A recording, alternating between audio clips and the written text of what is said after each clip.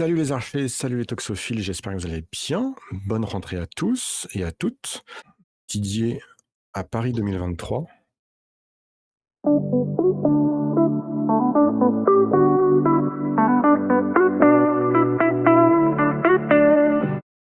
Tac, nickel, on voit les photos à l'écran, on peut démarrer. Du coup, effectivement, depuis quelques années, on a la chance à Paris d'avoir des événements internationaux. En général, c'est la quatrième manche de la coupe du monde de tir à l'arc en extérieur, donc à 70 mètres pour les classiques, 50 mètres pour les poulies. On a pu, voir du tir à l'arc au Trocadéro, on a pu voir du tir à l'arc au château de Vincennes l'année dernière et donc cette année, nous étions aux Invalides. On a une belle surprise en arrivant sur site, le matin même, c'est qu'au lieu de voir du tir à l'arc, la première chose qu'on a vue, c'était du triathlon.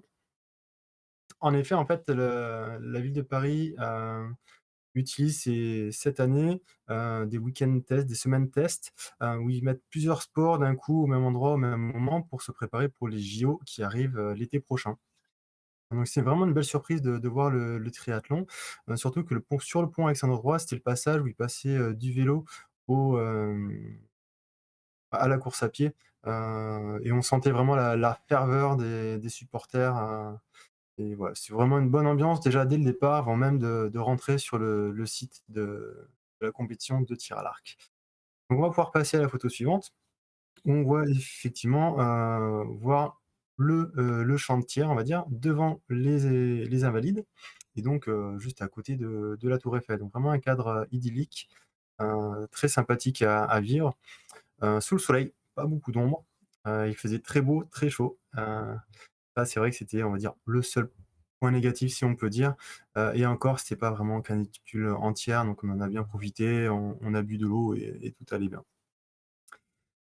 Donc sur la photo suivante, voilà, c'est un petit peu ce qu'on peut voir, dans les gradins. On a un peu toutes les nationalités qui sont, représentées et il y a pas besoin d'être un gros groupe de 20-30 personnes pour mettre de l'ambiance. Je peux vous garantir que, juste à lui tout seul, dès qu'il y avait des Coréens sur le pas de tir, il savait mettre l'ambiance, il savait quoi dire, quand et comment et c'était vraiment intéressant de voir justement les différentes manières des différents pays de supporter, leurs équipes. Et ce qui était vraiment, rassemblant, quelle que soit la nationalité, c'est, on parle pas, en gros quand le feu est vert et quand les archers sont en train de tirer, on respecte, l'adversaire et tous les compétiteurs et ça, c'était vraiment, très agréable. On voit aussi sur la photo suivante, voilà, des gens qu'on connaît, ils ont beau essayer de se cacher avec leurs casquettes, mais voilà, on exactement. Voilà, vous aurez l'occasion de voir sur des prochaines émissions que vous avez déjà pu voir, sur les émissions, précédentes. Et on d'accord. Et du coup, sur la photo suivante, voilà, on a eu une pause déjeuner. Le matin, on a vu donc tous les tirs par équipe et une petite pause déjeuner. On a pu avoir un petit coin à l'ombre, sous les arbres pour pique-niquer et on a pu, commencer à avoir des signatures, des archers de France, du Staff France, des étrangers. Hem, c'était vraiment une ambiance très sympa, tout le monde est abordable, on peut discuter vraiment avec tout le monde. On retrouve aussi, d'autres personnes qu'on connaît, d'autres clubs qu'on a croisés à droite, à gauche, qu'on n'a pas revus depuis, plusieurs années ou qu'on n'avait jamais vus, qu'on s'était juste rencontrés sur des réseaux sociaux et c'était, l'occasion de se croiser, comme la photo suivante. Voilà, voilà, mais je crois qu'on avait dû se croiser une fois, de loin comme ça, mais c'était la première fois qu'on était si proches l'un de l'autre, tu vois? Mais on n'a pas pu faire une photo à 3 avec Harmonie, c'est toujours compliqué d'être au même endroit, au même moment. Voilà, tout le monde en profite de son côté.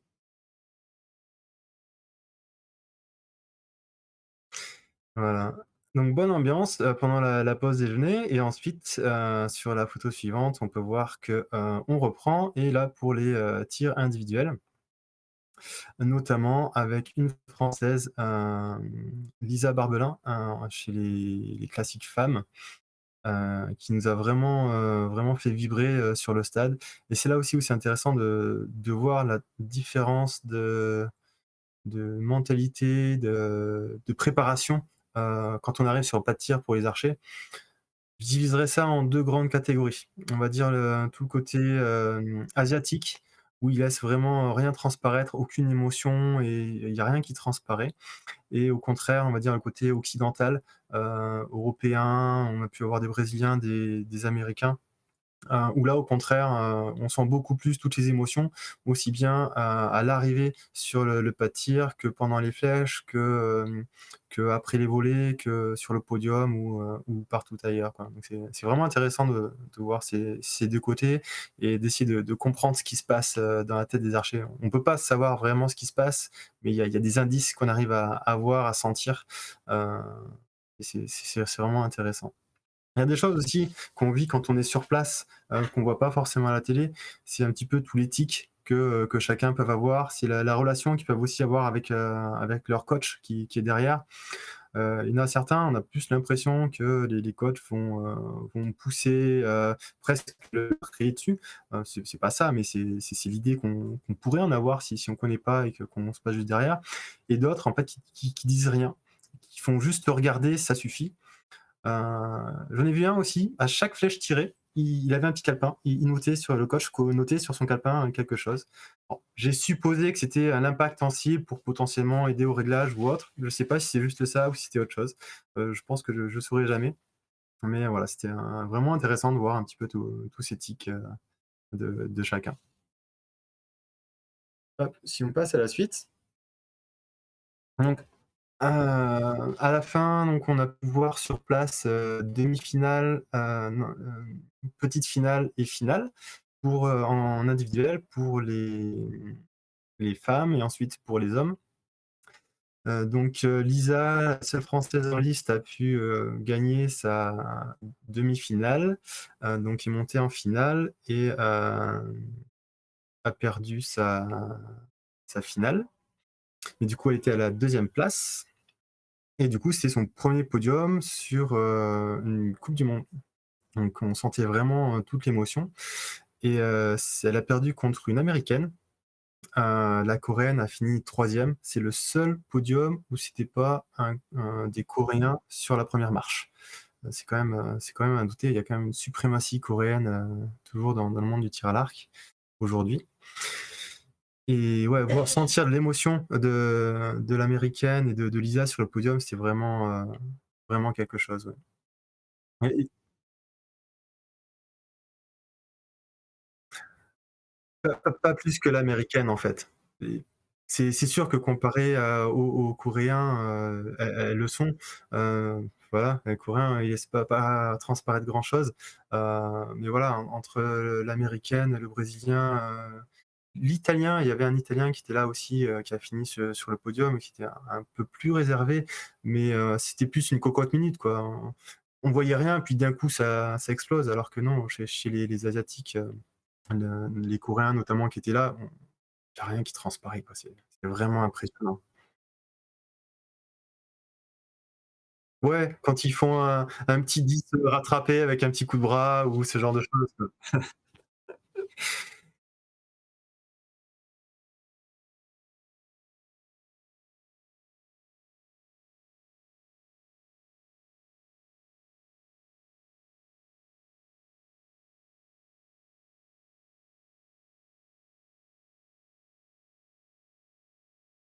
Mmh. Oui, c'est sûr, c'est sûr. Mais Lisa est quand même la seule qui a arrivé sur le pas de tir, avant de monter en cible, trépigne, vraiment et saute sur place avant d'aller sur le pas de tir. Ça, c'est vrai que c'est mmh. Elle a d'autres petites choses qu'on remarque sur place, juste avant de prendre sa flèche pour tirer. Elle détend, sa main et ses doigts de corde avant de prendre la corde, d'une manière qu'on voit pas partout, non plus. Enfin, voilà, on peut parler aussi des Coréens qui, je pense, hein, comme tous ceux qui ont des lunettes, il y en a quand même pas mal qui portent des lunettes, mais il y en a pas beaucoup qui remettent leurs lunettes en place sur le nez avant chaque flèche. Mais voilà, il y a des petites choses comme ça qu'on arrive à remarquer sur place. C'est toujours marrant. Donc si on passe à la suite, hop, faut que Mathieu retrouve sa souris et tout ça, c'est assez compliqué. Donc voilà, on a vu côté, archer.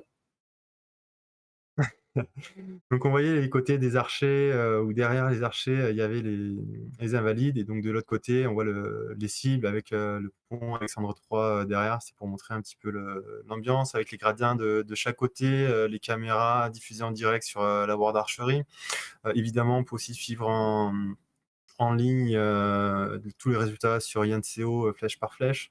Enfin voilà, il y a pas mal de moyens quand même de suivre le tir à l'arc aujourd'hui, via les réseaux sociaux et les web, les ouais, encore les émissions, c'est pas du direct, ces événements-là, ils sont vraiment diffusés en direct par la World Archery et autres et voilà, il suffit juste de se renseigner un petit peu, trouver les bons liens et on arrive vraiment à voir tout ce qu'il faut en temps réel ou avec quelques secondes de décalage, quoi. Voilà. Donc si on passe à la suite, voilà, à la fin de la journée, une fois tous les tirs finis, encore une fois, tout le monde est accessible. Donc là, on voit, c'est, Lisa qui est en train justement de signer des autographes, qui prend le temps, même après toute sa journée, de signer des autographes aux enfants, aux adultes qui sont présents, de poser, avec eux pour prendre des photos. Enfin, c'est vraiment agréable. On voit pas forcément ça dans tous les sports et c'est vraiment, vraiment pas mal.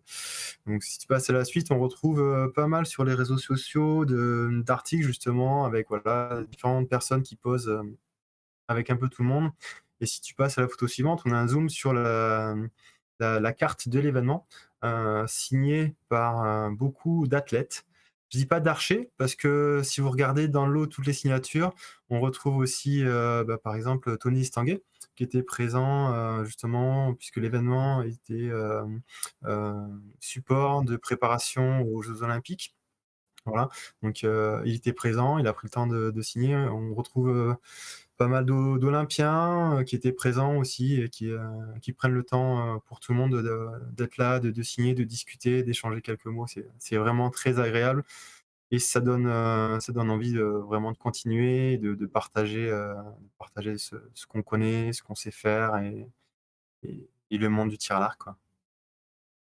Vous voyez l'envers du décor. Bon, une bonne expérience, Didier? Ah oui, c'est vraiment toujours intéressant d'une part, de voir vraiment les meilleurs mondiaux, tirer, et d'autre part, de faire partie de l'événement, de l'ambiance, de revoir des gens qu'on n'avait pas vus depuis longtemps, de faire de nouvelles connaissances. Voilà, c'est toujours intéressant. J'ai une petite question pour toi Didier, je sais pas si tu avais, vu l'étape, la finale de la coupe du monde entre Trocadéro, je crois que tu y étais, non? J'étais sur place, oui. Ouais, voilà, hein, on s'était vu sur place. Par rapport à cette édition-là, par exemple, le Trocadéro, tu en as pensé quoi? La petite différence, les plus, les moins, il y a bien Hem, sûr. du coup, j'ai eu l'occasion de voir différents sites. Donc le Trocadéro, ça devait être en 2015, quelque chose comme ça. Heu, Ouais, ou 2014 je crois, je sais plus ouais, trop, quelque chose 2013, quelque je chose sais du plus, genre. Non, c'est Hem, 2013, Didier. Ouais. 2013, ouais, 2013. 10 ans Heu, déjà. ouais, c'est ça. Ensuite, on a vu le stade Charletti, il doit y avoir 5 ans, 4-5 ans. On a pu voir donc à Vincennes, l'année dernière et cette année au Trocadéro. Ah, j'ai envie de dire, à part le stade Charletti qui était un peu, on va dire, bateau comme lieu, ça reste un stade, bon, tirer dans un stade, c'est pas ce qui fait le rêver le plus. Ça doit être le Charletti, enfin, qui connaît le stade Charletti? Moi Voilà. moi, je le prends, hein. Déjà tirer dans un stade, je Oui, prends. c'est sûr, mais voilà, quand on compare au Trocadéro, au château de Vincennes ou voilà, forcément, c'est pas le même lieu. Après en termes de d'événements, ce qui était intéressant au, Trocadéro qu'il y avait pas cette année, c'était les gradins, dans la ligne des archers de la cible. Ces gradins-là étaient réservés cette année aux gratins, aux invités, aux VIP. Donc voilà, le commun des mortels n'y avait pas accès. Bon, en soi, c'est pas forcément, gênant parce qu'on est tous suffisamment proches, de l'événement et quel que soit le point de vue pour en avoir du coup testé plusieurs, on ressent les mêmes choses qu'on soit d'un côté, ou de l'autre.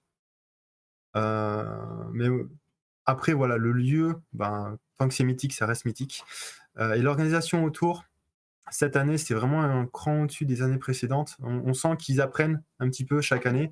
Par exemple, plus d'espace, libre, pour justement le midi, le pique-nique. Hem, un nombre de toilettes, suffisant et géré, beaucoup plus proprement que les années précédentes. Heu le staff, on sent aussi que les gens qui sont présents, c'est pas leur premier événement pour la plupart et qui savent mieux gérer, mieux organiser, les flux, les groupes, guidés. Bon, il y a toujours des petits couacs mais ça s'arrange très, très vite et encore plus vite que les années précédentes. Donc enfin, pour moi, en gros, c'est prêt pour l'année prochaine aux JO et que tout se passe bien.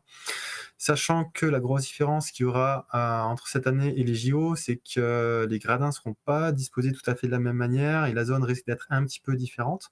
Mais le lieu reste le même et les archers qui seront, présents sur site à peu de choses près, ce seront les mêmes également. Et une différence également, c'est que cette année, ils ont fait que les phases finales au Trocadéro. Donc samedi pour les poulies, dimanche pour les classiques. Alors que, l'année prochaine, c'est tous les matchs qui se font, toute la semaine sur place. Donc aussi en termes d'organisation générale pour la ville, la sécurité et autres, c'est un autre challenge, également. Ça donne envie. C'est ça et du coup, c'est tous ceux qui ont pu participer, cette année et ont pu, je pense, avoir vraiment un très, très bon aperçu des JO l'année prochaine. On on vous en parlera,